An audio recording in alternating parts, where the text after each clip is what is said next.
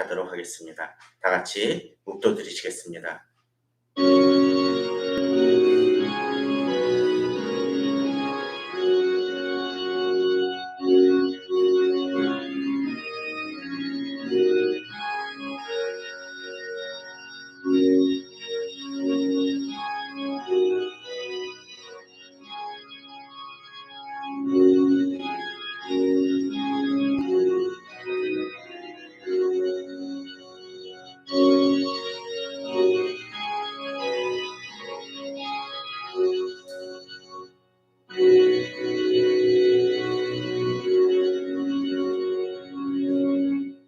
여호와여, 내가 주를 불러싸우니 속히 내게 오시옵소서.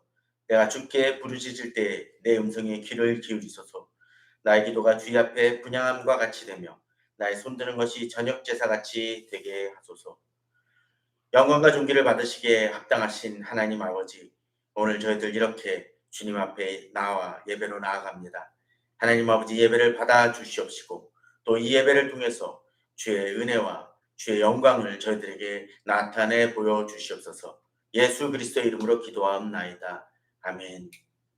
찬송가 68장을 다 같이 하나님 아버지 앞에 올려드리겠습니다. 찬송가 68장입니다.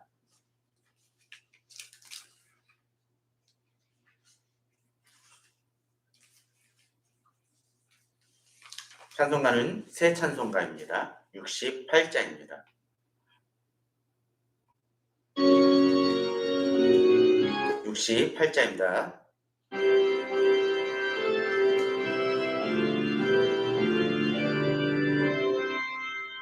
오 하나님, 우리의 창조주시니 내 주님께 귀한 것 드립니다.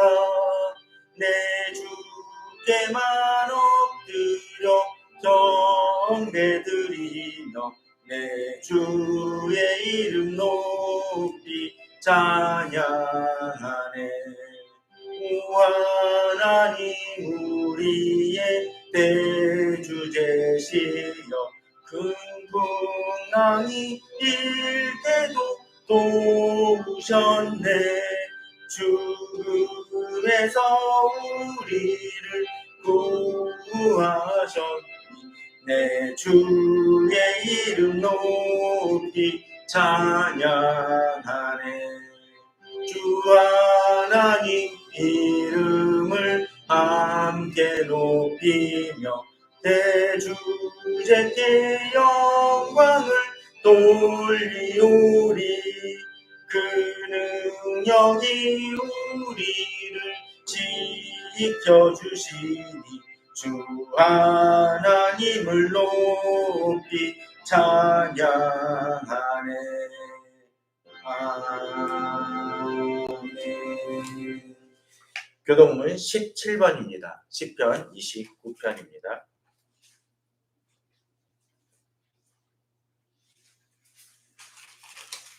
교동문 17번입니다.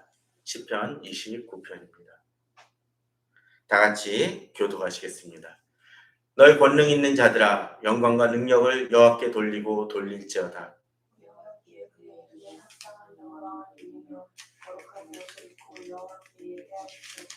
여호와의 소리가 물 위에 있도다. 영광의 하나님이 우레소리를 내시니 여호와는 많은 물 위에 계시도다.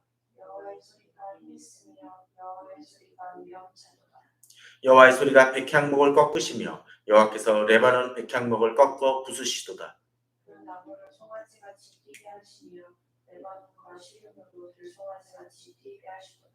여호와의 소리가 화염을 가르시도다.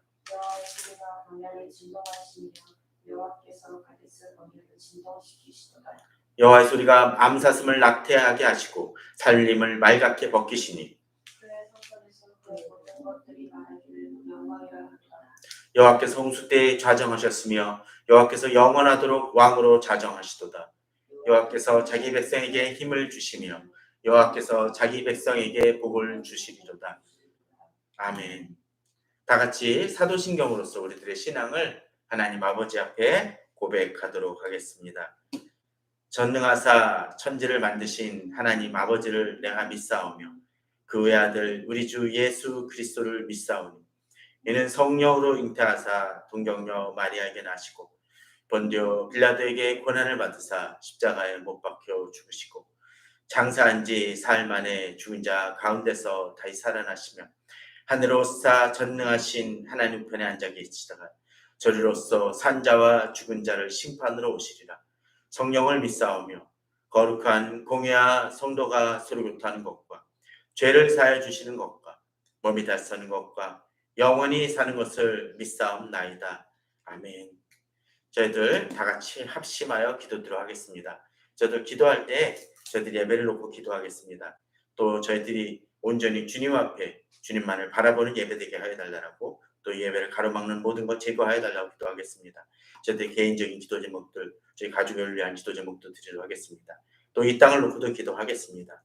코로나와 또 여러 가지 폭우로 인한 우리나라의 어려움과, 또 오늘 이제 내일이면 8월 15일인데 이 광복절에 이 나라 주님 지켜주시고 주님의 은혜를 베풀어 달라고 잠시 합심하여 기도드리도록 하겠습니다.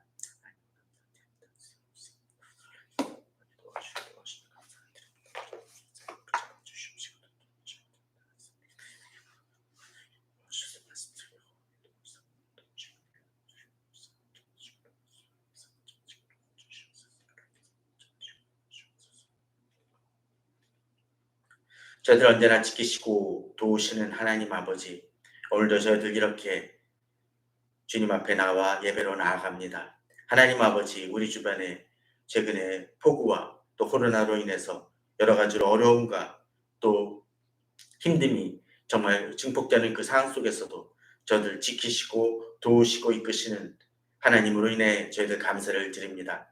하나님 아버지, 저희들 감사를 받아주시옵시고 또 저희들 주님 앞에 드리는 예배를 받아주시며 또 이렇게 예배 드리는 한 명 한 명의 그 성도들과 그 마음들을 기억하여 주셔서 진정 주께서 더욱더 은혜를 내리시고 지키시고 인도하여 주시옵소서.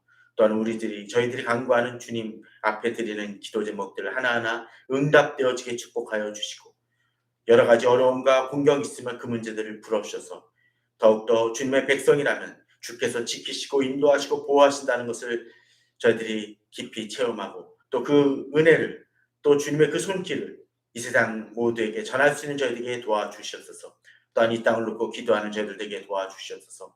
폭우로 인해 고통받고 있는 여러 이 나라 백성들이 있습니다. 또한 여러 가지 코로나로 인해서 경제적인 문제로 고통받고 있는 이들이 있사오니 주여 불쌍히 여겨주시고 주의 은혜를 베풀어 주셔서 하루속히 정말 그러한 공경 속에서 벗어날 수 있도록, 또 어려움이 닥치지 않도록 주께서 지키시고 도와주시옵소서. 특별히 내일이면 8월 15일입니다. 광복절입니다.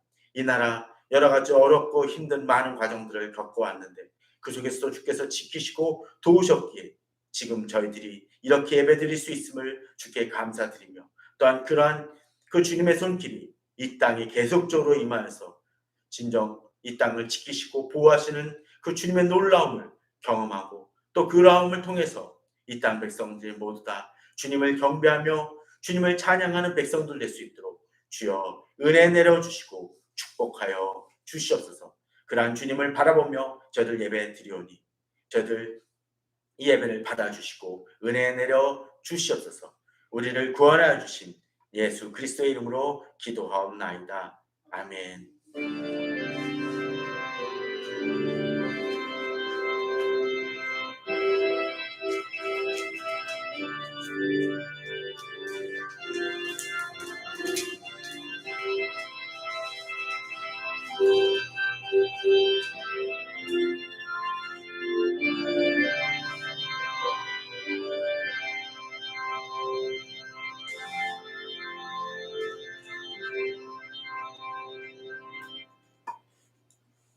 찬송가 368장을 저희들 다 같이 하나님 아버지 앞에 올려드리겠습니다. 368장입니다.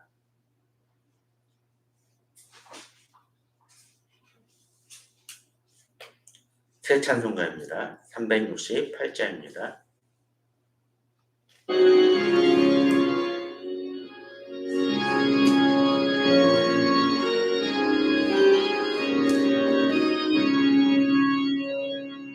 주 예수여 고충만케 하옵소서.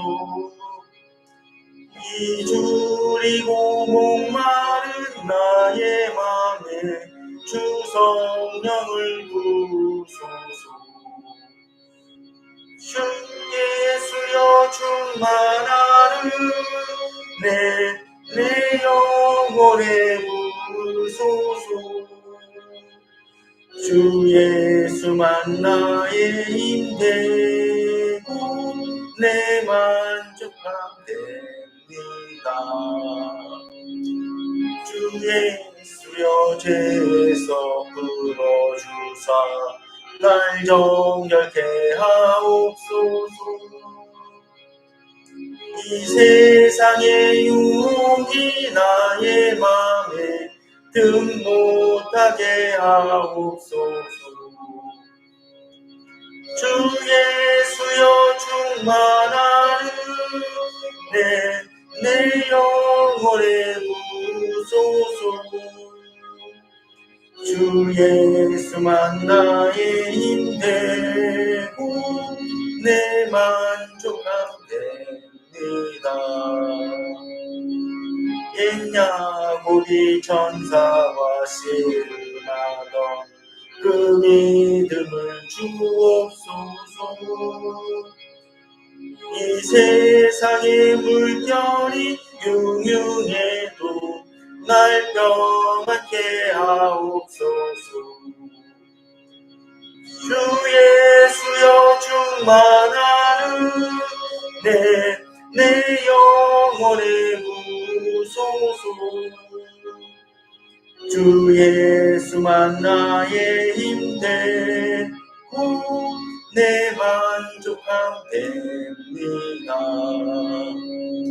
주 예수여 완전한 주의 사랑 나 받기를 원합니다.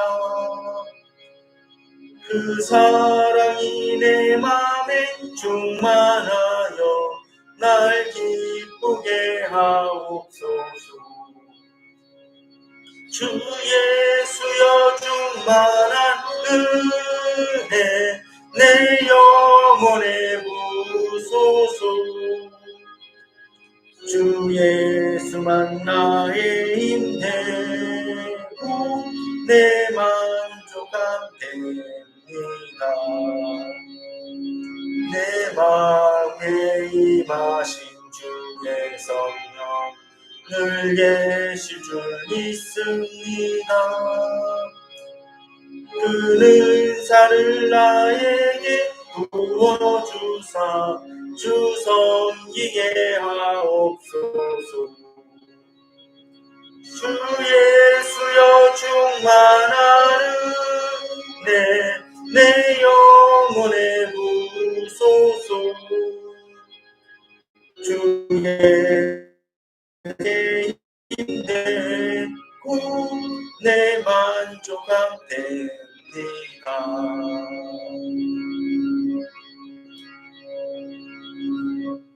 다 같이 봉헌 기도 드리도록 하겠습니다. 하나님 아버지 감사를 드립니다. 저도 이렇게 예배를 허락하여 주시고 언제나 일용할 양식과 또 쉼을 또 안식을 또 인도를 허락하여 주심을 감사를 드립니다. 하나님 아버지 그 하나님의 은혜에 감사하여 이렇게 예물을 드리오니 하나님 아버지 이 예물을 받아 주시옵시고 또 이 예물을 드린 손길들 또 드리지 못한 손길이라 할지라도 주께서 더욱더 은혜를 베푸시고 도우시고 축복하여 주시옵소서. 하나님 아버지 또 이렇게 드린 손길들 또 이렇게 주님 앞에 기도할 때 여러 가지 주 앞에 간구하는 제목들 아시옵고 또 그 필요를 아시오니 주께서 채우시고 인도하여 주시고 축복하여 주시옵소서. 또한 드린 이 예물들이 주 앞에 귀하게 쓰임받을 수 있도록 축복하여 주시옵소서. 하나님 아버지 주님께서 사용하심을 통해서 주의 나라가 확장되어지게 도와주시고 또 더욱더 주님을 알지 못하는 영혼들이 주께로 돌아오는 놀라운 역사들이 이 아버지 더욱더 이렇게 주를 의뢰하는 우리 성도님들을 주님께서 인도하여 주셔서 더욱더 주님 은혜 속에 잠기게 도와주시고 또 이제 계속 드리고 있는 이 예배가 더욱더 주님과의 만남과 깊은 교제가 이루어질 수 있도록 축복하여 주시옵소서. 우리를 구원하시고 우리에게 모든 것을 베푸시는 예수 그리스도의 이름으로 기도하옵나이다. 아멘.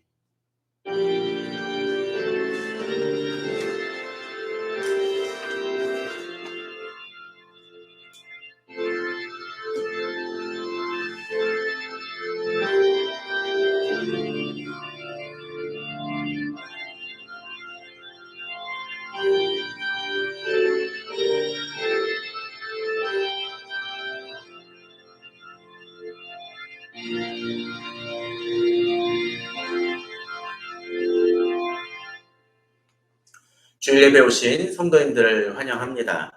광고 시간 갖도록 하겠습니다. 저희들 오늘 그 예배를 라이브 스트리밍으로 유튜브로 하는 거는 처음입니다. 지금까지는 녹화된 그 설교 동영상만 올렸었는데 처음 라이브 스트리밍을 해서 카메라로 나중에 찍고 편집하는 거하고는 좀 다르게 여러 가지 좀 문제점들도 있을 것 같습니다. 기기도 좀 달라져서 제가 알기로는 지금 약간 화면이 좀 어둡게 나오고 또 각도도 조금 문제가 있을 수 있고 또 소리도 좀 어려움이 있을 수도 있을 것 같습니다. 그런 점들 다 양해하시고 혹시라도 지금 예배를 라이브 스트리밍으로 들으시는 분들은 지금 뭐 채팅창으로 혹시라도 기록을 남겨주시면 지금 제가 확인은 할 수는 없지만 나중에라도 그것을 참고하여 좀 수정하여 좀 더 제대로 좀 예배 송출이 잘 이루어질 수 있도록 노력해 보겠습니다. 혹시라도 채팅이 불가능하신 분은 나중에 뭐 저를 보시거나 전화로나 또는 문자로나 카톡으로 알려주셔도 좋을 것 같습니다. 또 혹시 이번 주에 폭우로 인한 피해가 있으신 분 없는지 모르겠습니다. 강남역이라든지 또 반지하의 피해자들도 많이 나오고 있는 것을 보게 됩니다. 이럴 때일수록 더욱더 좀 조심하시고 또 주변에 그런 분들이 있더라면 위로해 주시고 또 도울 수 있는 부분들이 있으면 돕는 저희들이 되었으면 좋을 것 같습니다. 또 광복절이 내일입니다. 특별히 이렇게 나라가 어수선할 때 나라를 위해서 더 기도하시는 우리 성도님들이 되었으면 합니다. 앞서 얘기 드렸던 것처럼 또 주변에 연약하고 어려운 이들 있으면 도우시는 우리 성도님들이 되었으면 좋을 것 같습니다. 말씀 보도록 하겠습니다. 오늘 말씀은 열왕기하 5장입니다. 5장 14절에서 27절입니다. 열왕기하 5장 14절에서 27절 말씀을 저희들 교독하겠습니다. 좀 길긴 하지만 교독하겠습니다. 나아만이 이에 내려가서 하나님의 사람의 말대로 요단강에 7번 몸을 잠그니 그의 살이 어린아이 살같이 회복되어 깨끗하게 되었더라. 나아만이 모든 군대와 함께 하나님의 사람에게로 들어와서 그의 앞에 서서 이르되 내가 이제 이스라엘 외에는 천하에 신이 없는 줄 아나이다. 청하건대 당신의 주님께서 예물을 받으소서 하니 이르되 내가 섬기는 여호와께서 살아계심을 두고 맹세하노니 내가 그 앞에서 받지 아니하리라 하였더라. 나아만이 받으라고 강권하되 그가 거절하니라. 나아만이 이르되 그러면 청하건대 시드마리의 시드玛를 당신의 주님께 주소서. 이제부터는 종이 번제물과 다른 희생제사를 여호와 외 다른 신에게는 드리지 아니하고 다만 여호와께 드리겠나이다. 오직 한 가지 일이 있사오니 여호와께서 당신의 종을 용서하시기를 원하나이다. 곧 내 주인께서 림몬의 신당에 들어가 거기서 경배하며 그가 내 손을 의지하심에 내가 림몬의 신당에서 몸을 굽히오니 내가 림몬의 신당에서 몸을 굽힐 때 여호와께서 이 일에 대하여 당신의 종을 용서하시기를 원하나이다 하니 엘리사가 이르되 너는 하나님이 가라하느냐. 그가 엘리사를 떠나 죽은 가니라. 하나님의 사람 엘리사의 사환 게하시가 스스로 이르되 내 주인이 이 아람 사람 나아만에게 면하여 주고 그가 가지고 온 것을 그의 손에서 받지 아니하였도다. 여호와께서 살아계심을 두고 맹세하노니 내가 그를 쫓아가서 무엇이든지 그에게서 받으리라 하고 나아만의 뒤를 쫓아가니 나아만이 자기 뒤에 달려옴을 보고 수레에서 내려 맞이하여 이르되 평안이냐 하니 그가 이르되 평안하나이다. 우리 주인께서 나를 보내시며 말씀하시기를 지금 선지자의 제자 중에 두 청년이 에브라임 산지에서부터 내게로 왔으니 청하건대 당신은 그들에게 은 1달란트와 옷 2벌을 주라 하시더이다. 나아만이 이르되 가라건대 그 달란트를 두 달란트를 두 군데에 넣어내고 또 기와를 아우러 두 사람에게 지면에 그들에게 아시아 앞에서 지고 간다. 언덕에 이르러서는 게하시가 그 물건을 두 사람의 손에서 받아 집에 감추고 그들을 보내 가게 한 후 여호와 그의 주인 앞에서는 엘리사가 이르되 게하시가 내가 어디서 오느냐 하니 대답하되 당신의 종이 아우디까지 아니하였다. 엘리사가 이르되 한 사람이 수레에서 내려 너를 맞이할 때에 내 마음이 함께 가지 아니하느냐 지금이 어찌 은을 받으며 옷을 받으며 감람원이나 포도원이나 양이나 소나 남종이나 여종을 받을 때이냐 그러므로 나아만의 나병이 내게 들어 내 자손에게 미쳐 영원토록 이르리라 하니 게하시가 그의 앞에서 물러나오매 나병이 발하여 눈같이 되었더라. 아멘. 오늘은 성경의 준수를 16번째 시간으로 게하시에 대해서 말씀을 나누도록 하겠습니다. 오늘 말씀은 평안이냐라는 제목으로 말씀을 나누도록 하겠습니다.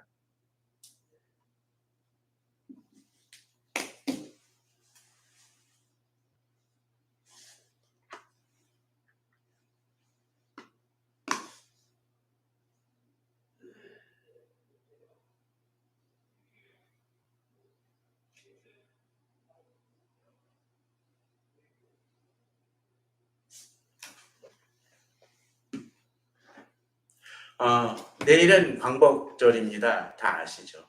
예, 광복절은 우리나라가 일제 강점기에서 해방된 날입니다. 이런 광복절을 돌아볼 때마다 사실 매번 대두되는 것 중에 하나가 과연 우리나라가 온전한 그 독립의 모습을 보이고 있느냐라는 것들도 있을 수 있겠고 또 일제 강점기에 이루어졌던 그 폐해가 지금도 그 후유증이라든지 부작용을 일으키는 부분들은 없는지 돌아보는 것도 중요할 듯합니다. 그런데 그런 어떤 폐해가 일어나는 많은 이유 중에 하나가 아마도 그런 것 같습니다. 우리나라가 해방 이후에 독립이 되어진 이후에 일제 친일파들 친일했고 부역했던 사람들의 문제를 제대로 해결하지 못하면서 오는 문제들도 큰 것 같습니다. 예컨대 그때 일종의 순사라고 불렸던 그 사람들이 경찰 고위직을 맡게 되고 또 그 이후에 또 여러 가지 관료들 같은 사람들이 다시 우리나라의 어떤 힘을 쓸 수 있는 그런 위치에 되어지는 것들을 보게 됩니다. 그런 사람들을 청산할 때마다 또는 뭐 친일사 열전 그런 걸 통해서 그런 사전들 인명사전을 만드는 사람들한테 친일파라든지 또는 친일파의 후손이었던 사람들이 하는 얘기가 있죠. 그 당시 그렇게 어렵고 강압적이었기 때문에 우리는 어쩔 수 없다라고 이야기하는 사람들도 있습니다. 또 어떤 사람들은 이렇게 얘기하는 사람들도 있죠. 우리가 그렇게 부역함을 통해서 사실은 우리나라가 열악하고 힘들었고 또 발달하지 못했던 낙후되어졌던 것들을 철도도 놓고 뭐 산업도 발전시키지 않았느냐라고 강변하는 사람들도 있습니다. 어떤 면에서는 그게 어떤 때는 맞아 보이는 듯합니다. 그런 사람들이 아직도 위안부 문제라든지 또는 여러 가지 그런 친일파에 대해서 타당한 일이다라고 주장하는 그런 사람들도 지금도 학자들 중에는 일부 있곤 합니다. 그러나 우리들은 알아야 됩니다. 어떤 것을 이루기 위해서 어떤 방법을 취할 때 과연 그 방법이 그 목적을 위해서 그 방법이 부당하고 잘못된 것이라면 또 그렇게 부당한 그 방법만이 아니라 그 목적을 이루겠다라고 나라를 위한 것이라고 이야기를 하지만 정작 그 나라를 위한다는 그 마음속에 진정 자기의 사심이 포함되어 있지는 않은 것인지를 돌아보는 것도 중요한 일일 것 같습니다. 또 심지어 그런 경우들이 있죠. 일제 때 그 교회에서 교회 목사님들도 또는 교회들도 어떠했습니까? 신사참배를 했던 곳들도 있죠. 그때 목사님들이 하는 얘기가 자기들이 이렇게 신사참배를 했으니까 한국교회가 살아남은 것 아니냐라고 얘기합니다. 그런데 우리는 다니엘의 세 친구가 그 신상에게 절하지 아니었을 때 뭐라 그럽니까? 그들은 바벨론 왕하고는 다르게 자기가 자기 신을 지키는 것이 아니라 하나님이 우리들을 지키실 것을 안다라고 얘기하면서 나아갑니다. 결국 일제시대 때 신사참배를 정당화시켰던 그런 분들은 사실 자기 교회를 하나님이 아니라 자기 힘으로 지키려고 했었던 어리석음을 먹었습니다. 그들은 자기 교회는 지켰을지 모르지만 하나님이 교회에 영광을 돌리는 일은 하지 못했다라는 것이죠.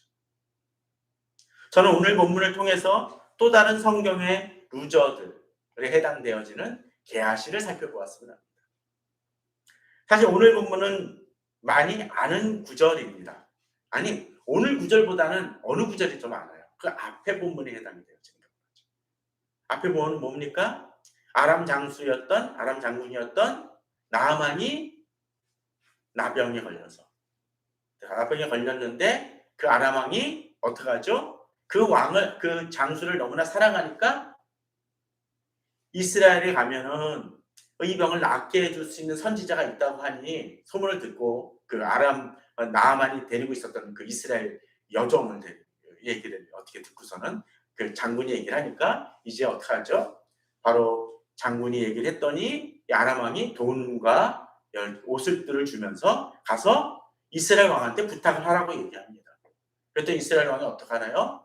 아니, 나병 같은 그 나을 수 없는 병을 가지고 갖고 오니까 이거 침공하려고 작정을 한 것이다 라는 그 착각을 하고 한탄을 합니다. 그랬더니 이제 엘리사가 사람을 보내서 나아만이 오게 하고 나아만이 어떻게 하죠? 그 요단강에서 7번 식대함을 통해서 낫게 하는 놀라운 일들을 보여줍니다. 그 뒷얘기입니다. 그런데 어떤 일이 벌어지나요? 오늘 본문을 보게 되면 이제 나아만이 14절에 보면 이에 내려가서 하나님의 사람의 말대로 요단강 7번 몸을 잠그니 그 이스라엘이 어떻게 됐습니까? 어린아이의 살같이 회복되어 깨끗하게 되는 놀라운 일이 벌어집니다. 그리고 이제 15절에서 이제 나아만이 모든 군대를 데리고 하나님의 사람에게 곧 엘리사에게 돌아와서 그 앞에 서서 이릅니다. 내가 이제 이스라엘 외에는 온 천하에 신이 없는 줄을 아나이다. 청하건대 당신의 종에게서 예물을 받으소서라고 되어 있습니다. 바로 앞서까지는 사실은 엘리사가 처음에 나아만에게 만나지도 않냐고 종을 보내서 나아만에게 그냥 요단강에 씻으라고 했었다가 나아만이 화를 냈다가 이제 그 놀라운 경험을 하고 난 다음에 나아만이 나오니까 그제서야 엘리사가 나옵니다. 이렇게 했던 이유 중에 하나는 하나님의 놀라운 이적이 자기 자신이 아니라 하나님의 역사 통해서 자기 손을 거치지 않고도 일어난 일임을 보여주기 위함이라는 거죠. 그러기에 나아만은 하나님의 사람에게 돌아와서 그냥 하나님의 사람이었던 엘리사에게 이야기하는 것이 엘리사를 칭송하는 것이 아니라 하나님을 찬양하는 모습으로 나아가게 됩니다. 그리고 예물을 드리고자 하죠. 그런데 여기서 한 가지 특이한 점이 나타납니다. 이르되 16절에 이제 엘리사가 이르되 내가 섬기는 여호와께서 살아 계심을 두고 맹세하노니 내가 그 앞에서 받지 아니하리라라고 강하게 얘기를 합니다. 나아만이 어떡하죠? 받으라고 강권합니다. 그러나 어떡합니까? 엘리사는 거절합니다. 아니 받을 수도 있죠. 사실 뒤에 가서 좀 더 설명을 드리겠지만 이 당시 엘리사 선지자의 상황은 그렇게 좋은 상황이 아닙니다. 엘리야나 그 앞에 그 멘토였던 엘리야도 마찬가지지만 엘리사도 그렇지만 경제적으로나 여러 가지 재정적인 측면에서 어렵습니다. 뒤에 나오는 열왕기하 6장에 보게 되면 이 게하시만이 아니라 여러 제자들도 있었는데 집을 너무 있을 공간이 부족하니까 집을 스스로 짓는 모습이 보여집니다. 그런데 도끼가 없어가지고 도끼를 빌려와서까지 해야 되는 어려움이 있었습니다. 또 어떤 선지자의 그 가족들은 그 선지자가 죽고 먼저 나니까 제자가 하나 죽고 나니까 그 가족들이 생기가 부족해서 어떤 일을 해가죠? 죽게 됐다라고 얘기를 했더니 바로 엘리사가 이제 기적을 통해서 이들을 먹이는 장면이 나옵니다. 이 생계 대책이 전혀 없었던 상황입니다. 그런 상황 속에서 이 예물을 드리겠다고 했는데 받는 것이 당연하죠. 그러나 거절합니다. 그것도 어떻게 얘기하죠? 여호와께서 살아계심을 두고 맹세하느니라고 얘기합니다. 뒤에 가서 좀 더 설명을 드리겠지만 이렇게 강하게 얘기하는 것은 이유가 있습니다. 어쩌면 이 나아만 장군이 이스라엘 백성이었다면 이렇게 행하진 않았을 것입니다. 그러나 어떤 면에서는 적대 국가였던 이 아람 왕의 장수가 와서 이렇게 했었을 때 강하게 얘기하죠. 이것은 이 아람 왕이나 나아만을 무시하는 것은 아니었습니다. 어찌됐건 간에 나아만이 계속적으로 강권을 하지만 거절합니다. 그리고 이제 나아만이 이제 떠나가려고 하게 되죠. 그런데 이제 한 가지 더 일이 있습니다. 나아만 장군이 림몬의 신당에 들어갈 때 자기를 좀 용서해달라. 왕이 자기를 자꾸 하기 때문에 그 신당, 내가 살아계신 하나님은 인정은 하는데 요 가서 도와주는 일만큼은 인정하라고 합니다. 아마도 아람 왕이 몸을 굽힐 때 자기도 따라 어느 정도 굽혔어야 될 것입니다. 그랬더니 엘리사가 뭐라 그럽니까? 19절에 보게 되면 엘리사가 이럴 때 너는 평안히 가라라고 얘기합니다. 이게 무슨 의미일까요? 사실 이제 나아만 장군은 이렇게 주님의 은혜를 하나님의 은혜를 경험하고 이 땅에 와 사는 것이 아닙니다. 다시 자기가 살던 곳으로 돌아가야 됩니다. 그러기에 사실은 아직은 초신자이고 아직 신앙이나 하나님에 대해서 제대로 알지 못하는 자이기에 그 수준에 맞춰서 네가 그런 부분까지 걱정하고 있는데 그래 평안히 가라. 너무 걱정하지 말고 가라고 얘기합니다. 이거는 우상숭배를 정당화하는 것이 아니라 그의 수준에 맞춰서 그가 도전하고 싸워나갈 것을 격려하는 것입니다. 평안이라는 건 뭡니까? 마음속에 불안하고 그러한 부분들을 하나님의 안정을 가질 수 있도록 도우는 것입니다. 그런데 이제부터 재미난 사건이 벌어집니다. 본문을 보면 뭐라고 되어 있나요? 그가 엘리사를 떠나 갔죠? 근데 얼마나 갔습니까? 조금 갔다라고 되어 있습니다. 그런데 이렇게 가고 나니까 게하시가 이야기를 합니다. 사실 게하시는 엘리사의 아주 충성된 종입니다. 사환입니다. 여러 가지 일들을 도우기도 했었고 여러 가지 문제들을 해결할 때 있어서 왕 앞에까지 나가서 해결하는 설명을 하고 하는 일들도 맡았던 사람입니다. 아마도 예수님의 제자 중으로 친다라면 아마 베드로급은 되지 않았을까라는 생각을 해봅니다. 그런데 이 사람이 이제 이렇게 얘기합니다. 게하시가 이르되 내 주인이 이 아람 사람 나아만 장군에게 면하여 주고 그가 가지고 온 것을 그의 손에서 받지 아니하였다라고 되어 있습니다. 아니 받지 않은 건 뭐 받지 않은 거지 않습니까? 그런데 이제 뭐라 그러나요? 여호와께서 살아계심을 두고 맹세하노니 내가 너를 쫓아가서 무엇이든지 그에게서 받으리라 라고 되어 있습니다. 아니 주인이었던 자기 스승이었던 엘리사가 거절을 했는데 자기가 받고자 합니다. 왜 그랬을까요? 뒤에 보면 재미난 표현이 등장을 합니다. 나만이 뒤를 쫓아가니 나만이 자기 뒤에 달려옴을 보고 아까 뭐라 그랬었죠? 나만이 언제쯤 갔습니까? 조금 갔었죠.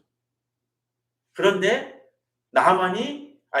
게하시가 막 달려와서 쫓아가니까 왜냐하면 이제 나아만 장군이 멀리 가면은 못 쫓아오지 않겠습니까? 뭐 수레를 타거나 말을 타고 가니까 그냥 달려가면 어떡하겠어요? 못 쫓아갈 수 있겠죠.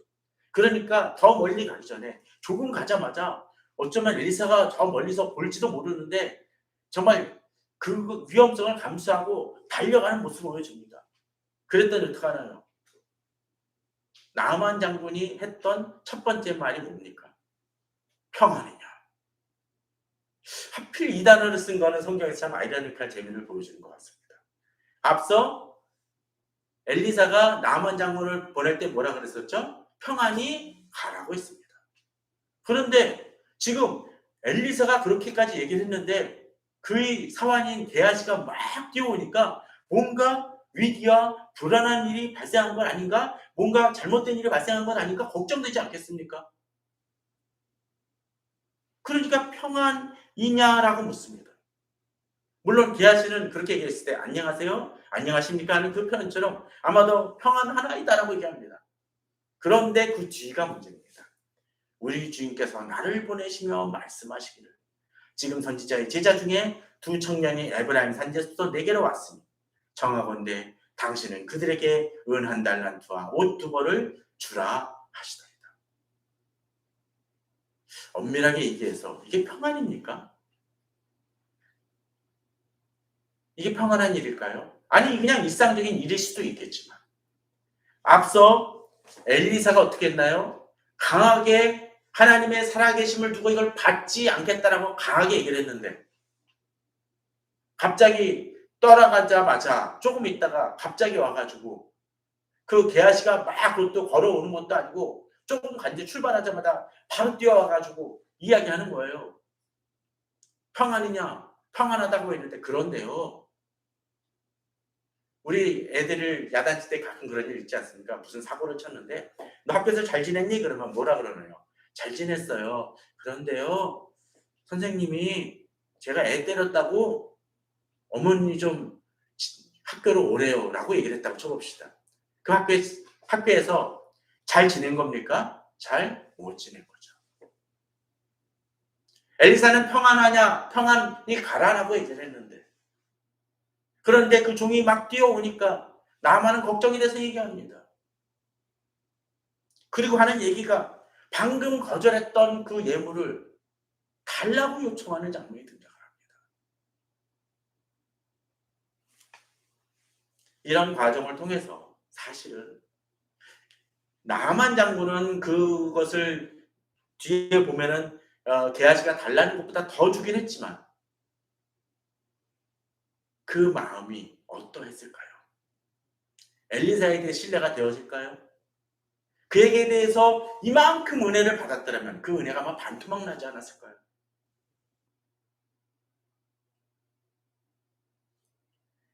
엘리사가 평안히 가라고 얘기했는데 이제 나만은 오히려 엘리사의 근황과 어려움을 걱정해야 되는 상황이 되어집니다. 하나님의 말씀대로 나아가지 않을 때 어떤 때 우리들은 세상을 불안하게 합니다. 그러나 교회는 어떤 역할을 해야 됩니까? 또 성도들은 어떤 역할을 해야 됩니까? 세상에 대해 뭘 선포하나요? 평안을 선포할 수 있어야 됩니다. 하나님의 축복을 빌고 평안을 빌고 그들에게 안심과 믿음과 축복을 허락해야 되는 역할이 누굽니까?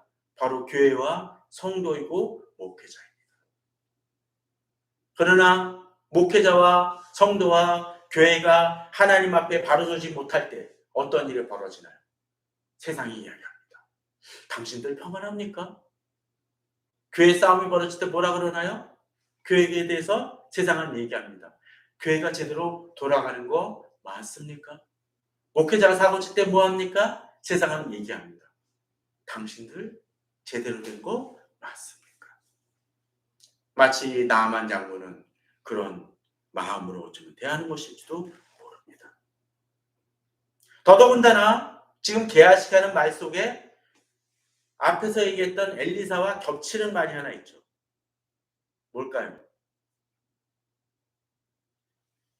뭐 같습니까? 지금 그 먼저 게하시가 20절에서 뭐라고 그랬었죠? 여호와께서 살아계심을 두고 맹세하노니. 그런데 16절에서 또 뭐라 그랬었나요? 엘리사는 여호와께서 살아계심을 두고 맹세하노니라고 그랬습니다. 똑같이 하나님의 뜻에 맞춰서 행하고 있지만 전혀 상반된 모습을 보여준다. 여호와께서 두 분이십니까? 아니죠. 한 분밖에 없습니다. 그런데 엘리사가 여호와께서 살아계심을 두고 맹세하노니 했었을 때는 하나님의 뜻에 근거해서 했다라는 거예요. 게하시는 여호와께서 살아계심을 두고 맹세하노니 하지만 내가 중심입니다. 특별히 20절에 보면 이렇게 결정하게 된 계기가 나옵니다. 20절 앞부분에 보면 뭐라고 되어 있나요? 하나님의 사람 엘리사의 사환 게하시가 어떻게 해요? 스스로 이르되, 자기가 생각하고 자기가 판단 내린 겁니다. 여호와께서 살아계심을 두고 맹세하노니 하지만 여호와의 살아계심과는 무관하게 자기 뜻에 대한 자기 홍보집에 지나지 않은 것입니다. 그러기에 이 평안이란 문제를 깨트리는 상황까지 가면서도 이러한 일을 행하고 있는 것이죠. 더더군다나 이 엘리사가 그렇게까지 받지 않았던 이유가 뭘까요? 바로 이 아람 왕국이 이스라엘과 적대국이기도 했었고 또 하나님을 알지 못하는 백성이기도 했기 때문에 이 하나님의 기적을 그 순수하게 그 자신이 그대로 나만이 체험하고 경험하게 하기 위해서, 또 앞서 나만 장군이 하나님의 경험하심을 보고 어떠했습니까? 내가 더 이상 하나님의 살아계신 하나님 외에는 아무도 없다라는 것을, 어느 신도 없다라는 것을 깨달았기 때문에 그 믿음을 온전히 지켜주기 위해서 정당하게 받을 수 있는 것마저도 거절하며 이것이 내 노력과 내 수고로 되어진, 내 능력으로 되어진 것이 아니라는 걸 분명하게 하기 위해서 그 예물 자체를 철저하게 거부하는 것이죠. 그런데 그거를 누가 깨트립니까? 게하시가 깨트리는 것이죠. 이 시대도 여호와의 살아계심을 두고 맹세하며 이 시대 교회들은 많은 것을 행합니다. 그러나 그러한 행위가 어떤 일을 행합니까? 그 행위 속에서 자기 고집과 자기 욕심이 앞섬을 통해서, 자기 의지가 앞섬을 통해서 결국 하나님 뜻과는 달라지고 상반된 모습을 보이니까 이 시대는 우리에게 어쩌면 묻고 있는지 모릅니다. 평안이냐? 물론 나만이 받은 은혜가 너무나 크기 때문에 이제 어떻게 행하나요? 게하시는 은 1달란트와 옷 2벌을 요구했지만 이제 나만은 어떻게 하나요? 2달란트를 주고 옷 2벌을 줍니다. 이것만 봐서는 그래, 내가 10,000원 달라 그랬는데 20,000원 주는구나, 또 100,000원 달라 그랬는데 200,000원 주는구나 라고 생각할 수도 있는데 이 값어치를 좀 생각해 볼 필요가 있습니다. 자, 열왕기하 5장 5절에 보면 아람 왕이 이르되 갈지어다 이제 내가 이스라엘 왕에게 글을 보내리라. 나만이 곧 떠날새 은 10달란트와 금 6,000개와 의복 10벌을 가져갔다고 했습니다. 지금 그 중에서 어떡합니까? 아마도 이 상당수는 어쩌면 왕에게, 이 이스라엘 왕에게 주고자 했을지도 모릅니다. 또 왕에게 주지 않았다라면 이 돈은 다 누구에게 주어집니까? 아마도 엘리사에게 주어졌을, 상당수가 주어졌을 가능성이 있습니다. 그런데 이 게하시가 은 1달란트와 옷 2벌을 요구했기 때문에 그 중에서 2달란트를 주고 그런 일이 벌어지죠. 자, 그런데 여기서 이 달란트가 어느 정도 사이즈인지 좀 볼 필요가 있습니다. 달란트는 정확하게 무게는 드러나지 않지만 약 24kg 또는 30kg 정도가 있다. 자, 20kg 정도면 뭐죠? 쌀2대 정도가 됩니다. 그죠? 그 정도 은이에요. 그것보다 더 많습니다. 아마 한 포대하고 반이라고 생각해 보십시오. 그 은이 어느 정도겠습니까? 값어치가 상당한 거였죠. 그 10개 중에서 1달란트면 그만한 건데 이게 2달란트면 어떻게 되죠? 약 60kg, 쌀2대 한 3개 정도가 해당이 되는 것입니다. 특별히 열왕기상 16장 24절에 보면 그가 은달란트로, 이 왕에 대한 얘기인데 이스라엘 왕 얘기인데 2달란트로 세멜렉에서 사마리아 산을 사고 그 산 위에 성읍을 건축한 성을 했는데, 자, 얼마를 주고 샀다고요? 은 2달란트입니다. 그러면 산과 이 땅을 사는데 2달란트 들었다면 땅값이 어마어마하다는 걸 알 수가 있겠죠. 그럼 이 값어치가 이 1달란트를 달라고 했을 때 그 1달란트 자체도 엄청난 돈이었다는 걸 알 수가 있습니다.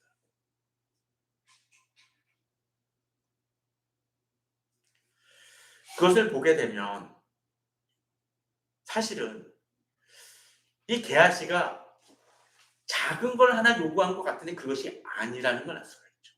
더더군다나 청년 둘이 왔다고 하는데, 제자 둘이 왔다고 하는데 그 사람을 위해서 굳이 은 한 달란트와 옷 2벌은 이해가 된다고 칩시다. 이 명품 정도가 될 수가 있겠죠. 그 당시로 치면. 은 한 달란트까지 요구할 필요가 있겠습니까? 약간의 돈만, 급전만 필요하다라고 얘기를 해도 상관이 없을 것입니다. 그러면 좀 더 정당화 될 수가 있겠죠. 한 달란트 얘기는 사실은 좀 의심이 됩니다. 뭔가 돈이 탐나는 것처럼 비춰질 수 있게 만들었다는 것이죠. 그런 점에서 이 게하시 행동은 문제가 큽니다. 그래도 나아만이 당연히 은혜를 받았고 자기 어떤 고질병이었던 그 병이 나았으니까 당연히 선물을 드리겠죠. 그런데 앞서 얘기 들었던 것처럼 이 한 달란트가 30kg 정도 거의 가까이 되니까 보면 이걸 어떻게 하나요? 2전대에 넣어 매고 옷 2벌을 아울러 2사환에게 지웠다고 되어 있습니다. 이 2사람이 지지 않고서는 감당할 수 없는 무게라는 거죠. 그리고 게하시 앞에서 지고 가도록 합니다. 왜냐하면 조금 갔으니까 다시 그 길을 역순해가지고 이것을 가져오게 합니다. 그랬더니 이제 게하시의 모습이 재밌습니다. 24절에 언덕에 이르러서는 게하시가 그 물건을 2사람의 손에서 받아 집에 감추고 그들을 보냈다고 되어 있습니다. 왜? 엘리사에게 떳떳하지 못한 일이니까요. 그리고 들어가 그의 주인 앞에 서니 엘리사가 이르되 게하시야 내가 어디서 오느냐 하니 대답하되 당신의 종이 아무데도 가지 아니하였나이다 하니라 라고 되어 있습니다. 변명하는 거죠. 그리고 이제 엘리사가 이르되 한 사람이 술에서 내려 너를 맞이할 때 바로 나만 장군을 얘기했죠. 내 마음에 함께 가지 아니하였느냐. 지금 어찌 은을 받으며 옷을 받으며 감남원이나 포도원이나 양이나 소나 남종이나 여종을 받을 때이냐라고 꾸짖는 모습이 등장합니다. 자, 여기까지 봤었을 때 우리 한번 생각을 해보시길 바랍니다. 게하시가 왜 굳이 가서 이 돈을 받았을까 하는 것입니다. 우리 성도님들은 어떻게 하시나요? 어떻게 생각하시나요? 아마도 일반적으로는 마치 가룟 유다처럼 이 돈을 횡령하고자 하는 모습이 비춰지는 것 같습니다. 그럴 수 있을 것 같아요. 근데 그러기에는 좀 돈이 많이 큽니다. 물론 그럴 수 있겠죠. 기회가 나니까 이원이 큰 돈을 목돈을 잡을 수 있으니까 내가 한번 해보겠다라는 생각이 들 수도 있습니다. 그런데 나중에 가서도 게하시는 등장을 합니다. 엘리사를 돕는 역할을 하는 모습이 뒤에 나오는 본문 속에서 등장을 합니다.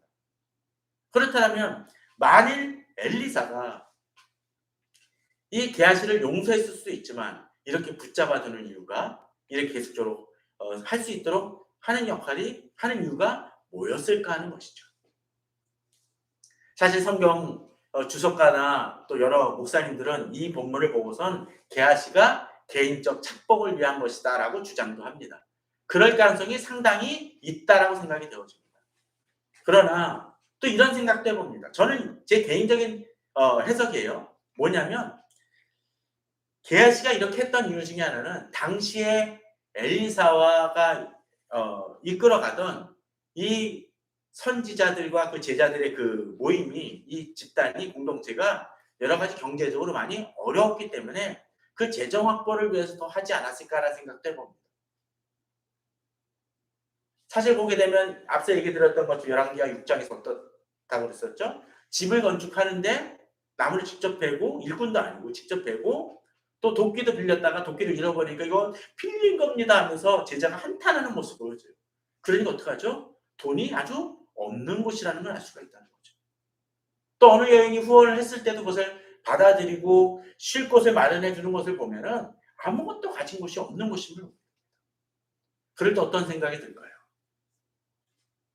저도 예전에 있었던 교회에서 부교육자로 있었을 때 저는 또는 그 이전에 평신도 때도 그랬는데 제일 먼저 확인하는 게 뭐 공동회의나 그런 걸 하게 되면 1년 예산 통과할 때 예산표를 봅니다. 그러면 이거 교회가 어느 정도 재정이 되고 어느 정도 지출이 되고 이렇게 되겠구나라는 생각을 많이 해봅니다. 또 이전 교회도 아직 건물이 없었을 때 임대료가 얼마나 나가고 홍금이 이렇게 되면 많이 부족하지 않을까? 이 예산을 잘할 수 있을까라는 고민을 하면서 목사님한테도 조언을 하고 회의할 때도 이야기를 하곤 했습니다. 그런 생각이 나쁩니까? 나쁜 건 아니에요. 당연히 좋죠. 그런 사람이 있었을 때 여러 가지 일들을 규모 있게 할 수가 있습니다. 게하시는 아마도 그런 사람이었던 것 같습니다. 그러니까 재정 확보를 위해서 이것이 이 돈이 이번이 정말 좋은 기회인데 헌금 그 비정기적으로 들어오는 거로는 이게 제대로 생겨도 힘든데 내가 조지밀러도 아니고 기도할 때 응답받는 그런 사람도 아니고 딱 목돈이 있으면 얼마나 평안하고 안정되겠습니까? 그런데 그런 절호의 기회인데 더 이상 올 수 없는 기회인데 산 하나를 덕근히 살 수 있는 그 돈 그 이상이 되는 것인데 이걸 거절하는 건 이해할 수 없는 일이죠. 그러기에 아마도 게하시는 그런 행위를 하지 않았을까 생각이 듭니다. 아니 반대로 역시 그냥 그 자기 자신만을 위한 것이라 할지라도 그럴 수 있을 것 같습니다.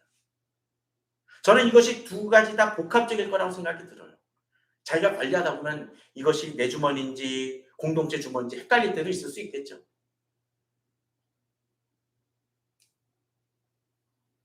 공동체를 위한다고 하지만 자기 자신을 위한 것일 수도 있겠고 또 자기 자신을 위하지만 또 그것으로 공동체를 위한다고 생각할 수 있었을 것입니다. 그러나 오늘 엘리사는 뭐라고 이야기합니까? 지금이 어찌 은을 받으며 옷을 받으며 감나무나 포도나 양이나 소나 남종이나 여종을 받을 때 은을 안 받는다는 겁니까? 옷을 안 받는다는 겁니까? 그건 아니에요. 근데 지금은 아니라는 겁니다. 나만이 왔을 때는 아니라는 겁니다. 왜? 앞서 이야기를 들었던 것처럼 하나님을 전혀 알지 못하고 이스라엘 대적하던 그 나라 그리고 그 나라의 왕이 신봉하던 장군이 와서 하나님의 놀라운 은혜를 경험하고 그 은혜가 선지자라는 사람이 아니라 하나님의 능력으로 이루어진 이름을 체험하고 돌아가는데 그리고 그 은혜를 고스란히 보존하기 위해 나는 절대로 내가 받지 아니한다 라고 거절한 하나님의 살아계심을 두고 맹세했는데 그 상황 속에서 이 사환이란 작자가 가가지고 그것을 뒤집어 놓고 그 은혜를 반갑시키고 말았다라면 그 행위가 결코 옳은 일입니까? 아니라는 것이죠. 이 시대 한국교회도 많이 그런 것 같습니다. 하나님의 살아계심을 두고 고민하며 판단 내려야 될 때, 또 진정 하나님의 나라를 바라보며 나아가야 될 때, 우리는 하나님이 아니라 나의 교회를 생각하며 행동할 때가 많은 것 같습니다. 하나님의 목회가 아니라 목사도 나의 목회를 생각하니까 문제가 되어집니다. 성도도 마찬가지입니다. 하나님의 제자로서 살아가는 것이 아니라 내가 신도지만 그냥 내가 신도로서 세상에서 좀 잘 되기를 바랍니다. 은 2달란트와 온 2발을 원합니다. 난 그래도 양심이 있어서 저걸 다 달라고 안 그러고 일부만 갖는 거야 라고 얘기할지 모릅니다. 어쩌면 여러 교회들도 그럴지 모릅니다. 나는 저 몇몇 이상한 교회들처럼 문제를 일으킨 게 아니라 조금만 더 세상에서 좀 더 벌고자 하는 거야. 우리 좀 세상을 하기 위해서 약간의 불법을 행하는 거야 라고 이야기하고 있는지도 모릅니다. 그러나 지금이 어떤 때인지를 우리는 볼 수 있어야 됩니다. 지금이 어찌 은을 받며 옷을 받는 게 적당한 때인지를 봐야 됩니다. 아니라면 그것이 아무리 크다 할지라도 포기할 수 있는 용기가 있어야겠죠. 내가 포기하지 않는 것은 무엇입니까? 앞서 게하시처럼 스스로 이루고 내가 하겠다라는 욕망 속에서 하나님의 이름을 걸지만 하나님의 뜻과는 전혀 상반되는 행동, 악을 행할 수 있다는 것이죠. 이제 그러한 게하시에게 강하게 이야기합니다. 그러므로 나아만의 나병이 내게 들어와 내 자손에게 미쳐 영원토록 이르리라 하니 게하시가 그 앞에서 물러나오매 나병이 발하여 둔같이 되었다. 아마도 이 게하시가 있었던 이 나병은 나아만 장군보다 더 심해지지 않았나 생각이 되어집니다. 물론 여기 지금 나병이 지금에 얘기하는 한센병과 같은 것인지는 고민해 보일 문제가 있습니다. 악성 피부염 같은 것일 수도 있을 것 같아요. 아마도 나아만 장군이 그래도 왕 앞에서 활동이나 전투를 했었던 걸 보게 되면은 지금의 한센병은 아닐 수 있습니다. 그러나 어찌 됐건 간에 게하시는 하나님 앞에서 하나님의 살아계심을 두고 자기 스타일대로 하나님의 일을 행했지만, 그러나 하나님의 뜻과는 상관없는 일이었기에 자기 욕심을 했던 것이기에, 그것이 공동체를 위하건 자기 욕심을 위하건 그것이 결국 하나님 앞에서 부끄러운 존재가 되는 수치로 떨어지고 맙니다. 우리 성도님들, 또 저도 마찬가지로 여러 한국교회가 돌아봐야 될 것이 바로 이것일 것입니다. 나의 교회도 소중하지만 나의 교회는 하나님 안에서 나의 교회가 됩니다. 나의 교회가 하나님의 뜻보다 더 커진다면 이미 하나님의 뜻과는 하나님의 계획과는 상관없는, 하나님과는 격리된, 하나님과는 떨어진 그런 존재에 지나지 않을 것입니다. 이제 우리는 진정 하나님 앞에서 어떤 존재인지 우리 자신을 돌아보며 다시 한번 진정 하나님의 살아계심으로 하나님의 때를 바라보며 하나님의 뜻을 바라보며 믿음으로 나아가시는 우리 성도님과 또 교회와 또 제 자신 되기를 소원합니다. 다 같이 기도하시겠습니다.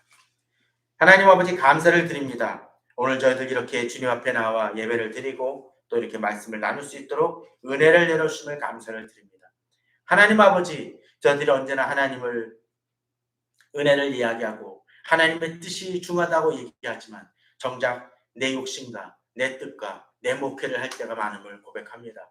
하나님 아버지, 진정으로 하나님의 때를 구분하며 하나님의 뜻을 바라보며 하나님의 뜻 안에 내 자신을 복종시킬 수 있는 저희에게 주여 은혜 내려 주시옵소서.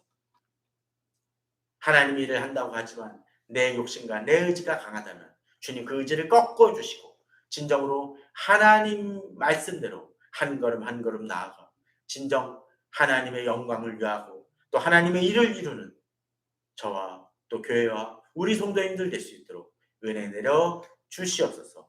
예수 그리스도의 이름으로 기도하옵나이다. 아멘. 찬송가 57장을 다 같이 부르도록 하겠습니다. 57장입니다.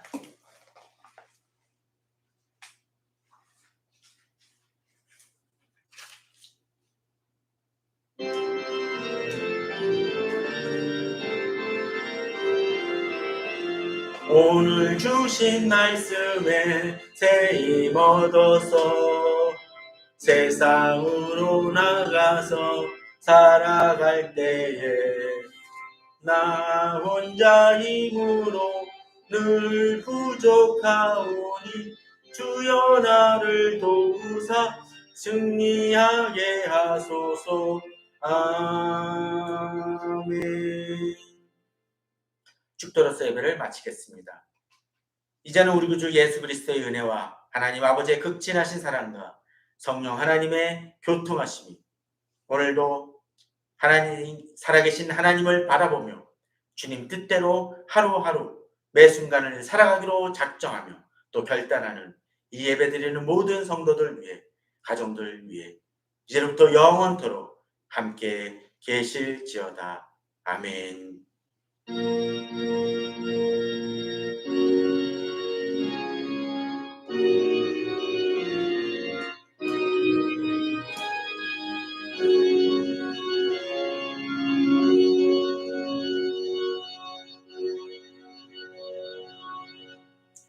예배를 마쳤습니다. 감사합니다.